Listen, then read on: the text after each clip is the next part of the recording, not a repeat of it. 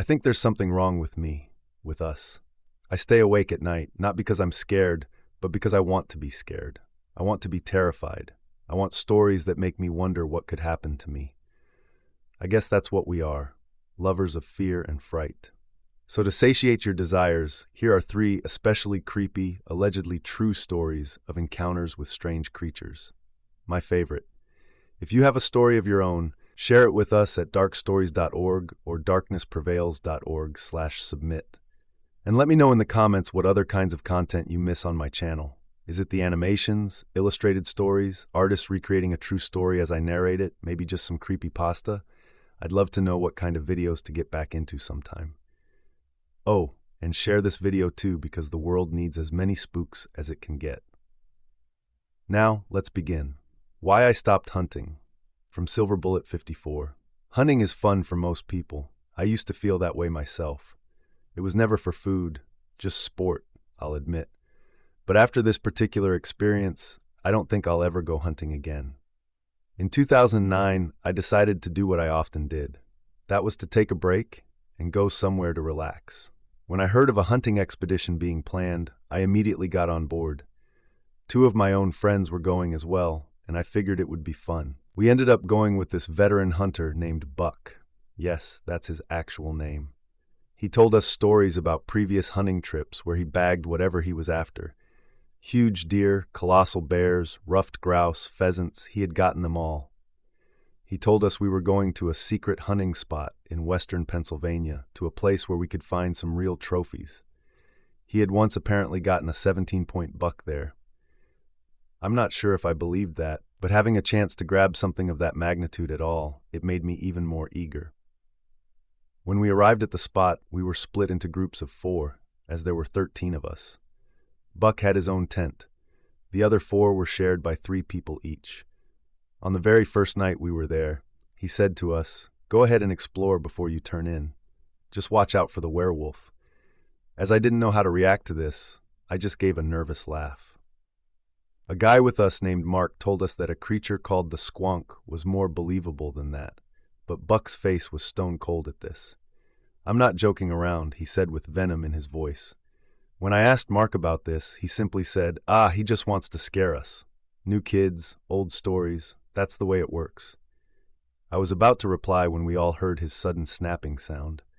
Not exactly sure what it was, and not wanting to know after all this talk, we all just dove inside of a tent. I was with Mark, Christopher, and another friend named Grant. Christopher whispered, "Dude, that's 4 of us in one tent. Somebody has to go to a different tent."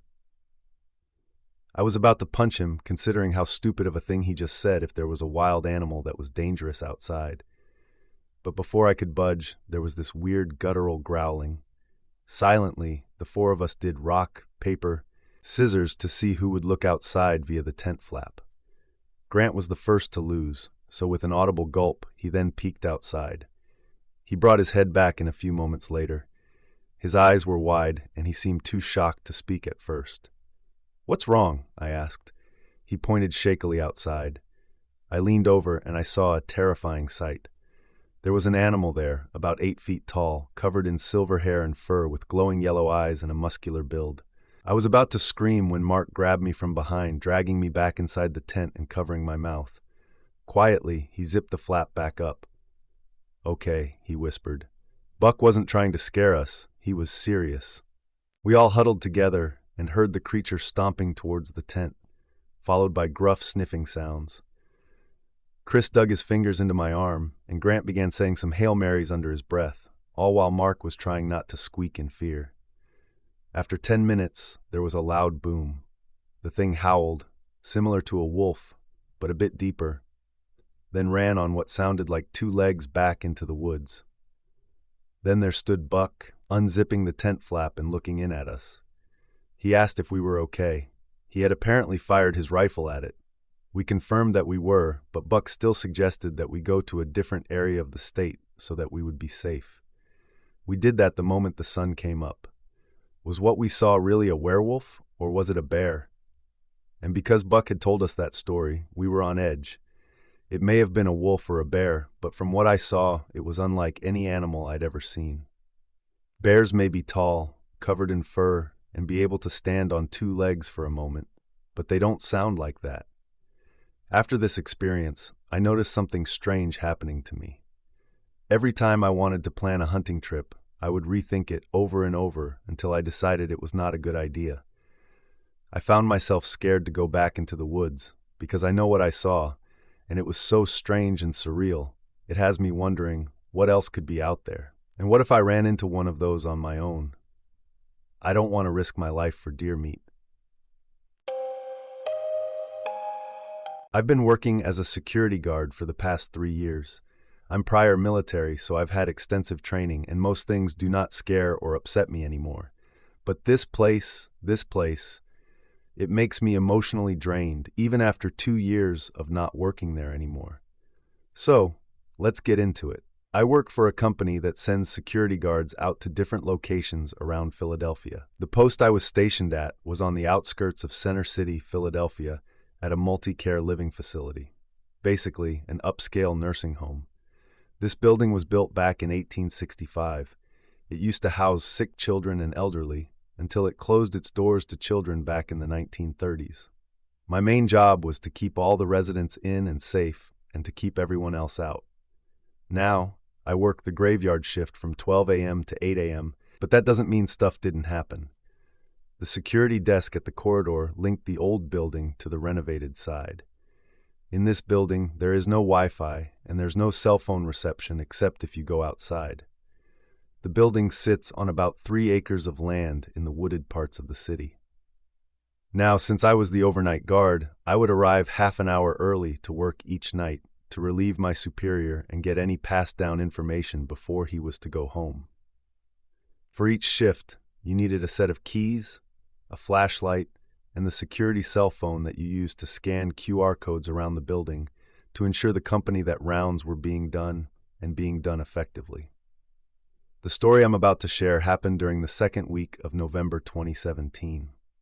Like I explained my job position earlier, I was also there to supervise renovations being done to the older parts of the building. On that Monday, there was nothing much to write about.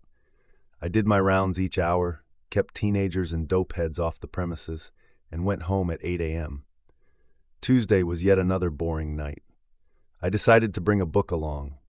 I mean, it's not like I can watch YouTube videos or look through social media, so a good book was the next best thing, even though I was never a fan of reading.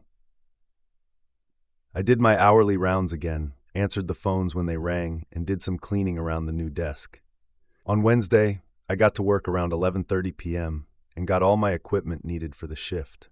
My supervisor told me that the renovation team would be working in the hallway behind the desk, so if it got too loud for me, I could go out to the old security room, but that I would still have to do my hourly rounds. It was pretty quiet all around, besides the construction being done. But the other room was quiet, so that was better than nothing. Around 3 a.m., I left my book sitting on the desk in the old security room, and I went on my third round for the night, walking past the crew and making sure they were doing okay. I walked the whole inside of this massive building, hallway after hallway, empty room after empty room. I started to walk back towards the construction when I heard what sounded like footsteps coming from far back of the assisted living side of the building. Now I know I was just back there, and I know there wasn't anyone there. This was what I was thinking to myself. So I turned back around and checked the hallway. I slowly walked back down the darkened hallway, and I turned the corner. Then I almost messed myself when I bumped headfirst into the custodian for the night. "Jesus, Marcus!" I yelled. "Where the heck did you come from? I was just down here, and I didn't even see anyone." "Sorry about that," he said. "I was finishing up one of the showrooms, getting it ready for tomorrow, and I was getting ready to head out for the night." So we both said good night and parted ways. Now, I probably shouldn't have been so startled, but working night shifts for a while in a supposedly haunted building, the stories get to you. So I worked my way down my room, grabbed my keys, and unlocked the door. "What the heck?" I screamed out loud. My book was lying in the far corner of the room, open. I went over to pick it up, realizing that a page was missing from it. Lying on top of the desk was page 166, ripped from the book that had one word on it. Run. How? Why? I was the only one that had a key to this room, I thought to myself. I didn't even bother to ask the crew if they did this out of some joke, because if they didn't, then who did this? On Thursday, I came in an hour early that night so that my boss could leave early to tuck in his kids before they left for vacation the next day. He told me to keep my ears open for the phones to ring. It was a full moon, and for whatever reason, they always rang off the hook when that time came around. Now, just a quick note. One phone was strictly outside calls, and the other phone was for any residents, coordinators, or anyone else calling from inside the building. Around 12:30 a.m., a call came in from outside, letting me know that the crew chief for the renovations was sick, and he and his crew would not be coming in that night. I said thank you for letting me know, and I hung up. Around 10 minutes before I was going to go on my first round, a call came in from the inside line, room 573 East Building. On the other end of the line, I could hear a TV playing and some scattered noises. It sounded like movement. This wasn't unusual because a lot of residents live by themselves. Some have dementia, others have Alzheimer's, and will just call out to hear someone's voice. So I simply said, Judy, we have to keep the lines open in case anyone needs anything important. So if you're okay, please hang up the phone and have a good night. The line clicked off on the other end. So I hung up my end. Nice lady, but very lonely. Once the call ended, I went on my first round and finished up around 1:30 a.m. Then I went back to my desk. I started reading my book again. Yeah, the one with the missing page. I waited until I had to start my next round around 2:15 a.m. At 2:10, I did get another call from the inside phone. I remember thinking, great, someone else who just wants to talk about their cats at 2 in the morning. But when I read the caller ID, it said it was coming from the post office room. That's not possible, as that place has not been used since the 50s here. I was beginning to feel anxious. The post office room is way down in the third basement of the building. That part has been locked up since the new room opened up across the hall from the upstairs. Reluctantly, I answered the phone, hello, in an unsure and anxious tone. On the other end of the line, I can hear heavy shuffling and a slight whimpering sound. It sounded like if you've ever heard a dog whimper after getting hurt, but more distant. So because I'm worried that someone may have gotten down there and hurt themselves, I grabbed all my equipment and raced down to the old steel staircase leading to the 3 basements. Once I hit the top of the 3rd flight of steps, I suddenly felt my hand push through something dense on the handrail. My boots slipped through something that didn't feel wet, but wasn't sturdy. I flicked on my flashlight and pointed it down towards my boots to see a thick layer of dust covering the steps. And ever so slightly, I could see a set of medium-sized footprints leading down the remainder of the stairs up to the doorway of the only room in the 3rd basement, which was the post office room. I fumble around with my key ring to find the correct key. An old copper-heavy key was the one that fit the slot. It was still locked, so how could anyone be inside if I had the key? I unlocked the door, flashlight trembling in my hand. I step inside to find nothing but 3 cement walls and 1 cement wall with an old wooden door. But then something catches my eye. Through the security glass on the door, I can see what looks like a strobe light going in and out and in and out. I slowly inch closer to the door, hands shaking, and I open it. Inside is an executive desk, 1 filing cabinet, 1 old dusty torn leather chair, and a pull-string light bulb hanging from a long silver chain in the middle of the room, swinging back and forth wildly. The bulb was shining so bright that it looked like it may burst at any moment. I scour the room for any sign of where the call may have come from, but I found nothing. The only phone there was a gross green-colored rotary phone in the bottom drawer of the desk, not even attached to any outlets in the room. In fact, there were no outlets or Ethernet cable outlets around the room at all, no telephone wires either. After I closed the drawer, I turned around to turn off the light. With the light still swinging, I reach for it to stop it, but when my hand is mere inches from the light, it just stops, going completely dead in its tracks all on its own. And before I could react to this, a woman's scream echoes throughout the room and the bulb burns out. As the room slowly becomes dimmer, a shadow steps past the security window on the door. I run towards it and swing it open. Now I can hear a little boy's laugh, but when I look around, it's still just emptiness. I ran quickly back up the 3 flights of stairs and ran into the bathroom where I fell onto my knees and sobbed. What's going on? What's with this place? What's wrong with me? Why me and not one of the other guards? Thoughts were racing through my head. The rest of the shift, I sat behind the desk, not speaking a word, not answering any phone calls, and leaving immediately at 8 a.m. I'm exhausted when Friday rolls around, physically, emotionally drained, but I know I can't just leave and not come back, so I push through another night. This night, no calls came through, and the renovation crew was not coming back in, so at least I'd have a quiet night.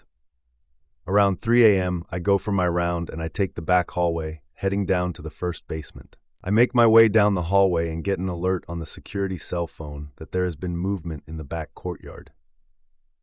I acknowledge the alert and make my way over.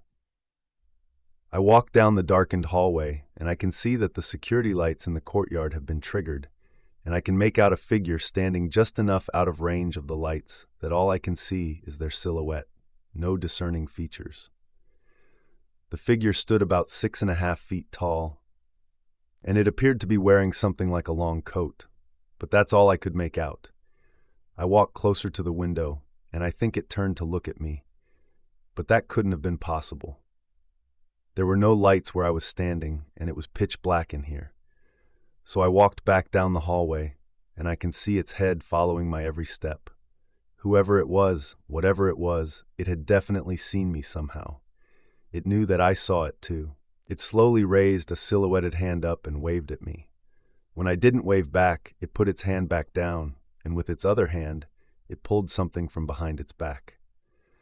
While I know this sounds bizarre, insane even, I swear to God what it pulled from his back was a katana, a Japanese-styled sword.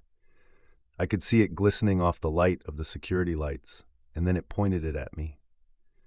At this point, I was walking towards the door, and I opened it, stepping outside with this person. With one hand, I pulled my Glock from its holster on my waistband, and I aimed it at the silhouette. With my other hand, I reached for my cell phone, and I called the police. I explained to them what I was looking at and that they should get here as soon as possible. Within 10 minutes, 2 squad cars pulled up. 4 officers got out, guns drawn at this thing.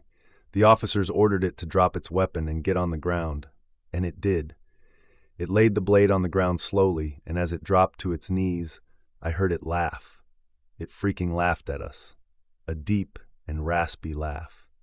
They stormed the thing, and in no time, it was in handcuffs in the back of one of the squad cars. The police then came over to me and asked for a statement. But first, I asked them if they had any idea who that was, but they didn't know. The following day, I would come to find out that this person was a 55-year-old man who had been caught on security footage at an apartment complex, attempting to lure kids out of their houses and into his car. Definitely weird. On Saturday, I reminded myself that if something happened that night, I was just going to walk out of the building. At 4 a.m., the power goes out due to a heavy ice storm that blew through all of Philadelphia. So there I am on my 4th round of the night. I get an alert that there's been more movement sensed at the church.